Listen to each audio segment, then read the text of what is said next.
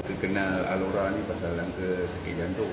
Tahun 2023. Dia 2 tahun lepas.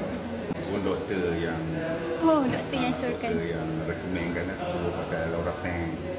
Doktor kata peredaran darah tak berapa cantik. Kita pakai, alhamdulillah. Dengan Alora Pen saja dulu. Peringkat mula Alora Pen lah. Tapi selepas 6 ke 7 bulan kita guna Bifil. Tapi selepas guna Bifil lagi macam rasa bertenaga. Selepas masa guna Alora Pen tu adalah dalam sebulan lepas tu memang ada follow up. Alhamdulillah result tu okey. Masya-Allah. Sekarang pun dah reduce lah. Dia punya ubat masih lagi pakai makan ubat hospital tapi dah kurang.